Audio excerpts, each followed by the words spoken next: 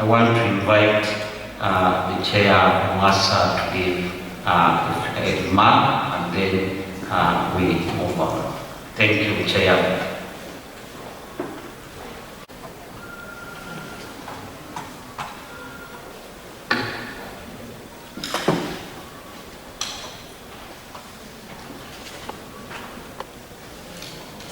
Our chief guest, the Honorable Minister, you're most welcome to Makerere University. Allow me to add a voice to the principal's voice. Our DVC, F&A, who was here representing the Vice Chancellor, Principal, College of Business, Management Sciences, the Deans, the heads of departments, our staff and students, all protocol observed, good morning. I'm profoundly honored to give remarks as I will launch this book, Academics, Research and Leadership in Institutions of Higher Learning, Experiences from Makerere University. I have not gotten a copy, but I believe that before I leave this place, I'll get a copy, and I should be able to really understand the great work that our colleagues have produced. I salute you, particularly the authors and the editors, for the commendable work that you have done. This book is timely, I would say, especially in the context of Makerere University, where I must say that we have achieved a lot,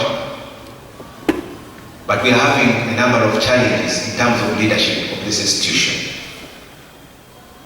We have, I know the book focuses on academics, research, leadership, but there is leadership on top of academics, and that's where we need to pay attention.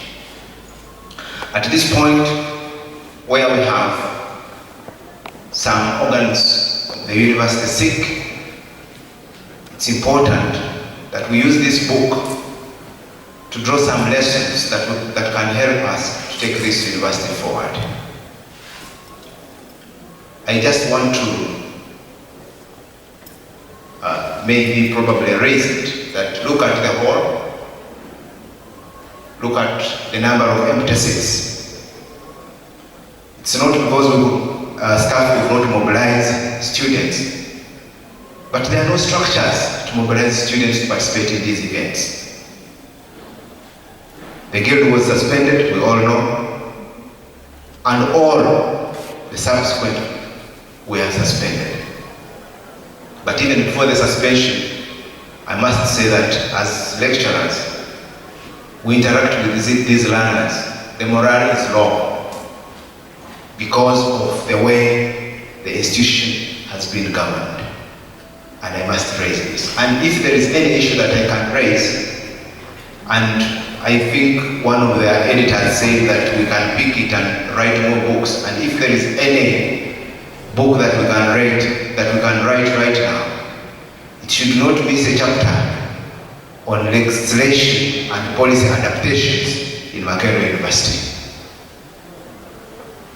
where we try to adapt to the laws and the policies to suit individual interests instead of the institution. And this is a matter that is very critical.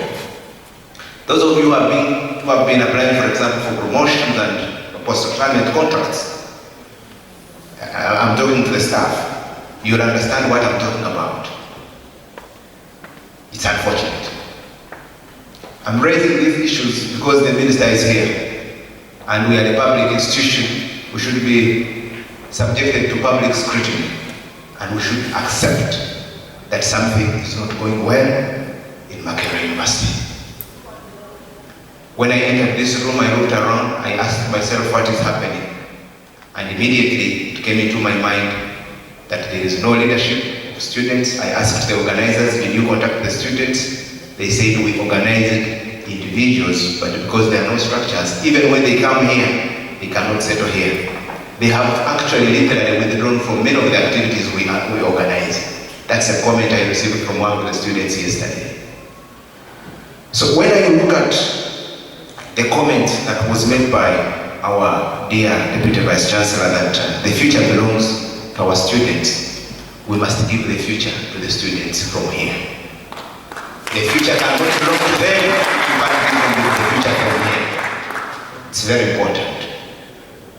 They must get the future from here. If we cannot give them a platform where they can be able to see that the future belongs to them, they will go out desperate and they will not get the future that they need. I want to thank all that have contributed. I want to thank everyone that has contributed to the university management, to this piece. I want to thank all of you for being here amidst all the challenges.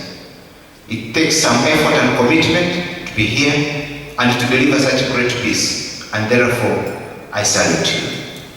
So as I wind up, ladies and gentlemen, I want to say that let's use this book as a turning point in the governance of the university. And if it cannot help us, let's author another chapter and another book. The reason being, I've heard that Professor Wesong funded this. Professor Wesong, maybe we should come back to you for a second volume. And I'm ready to author a chapter in this. Yes, I'm ready to author a chapter in the second volume. And we really need to see greater, and we need to see a better institution.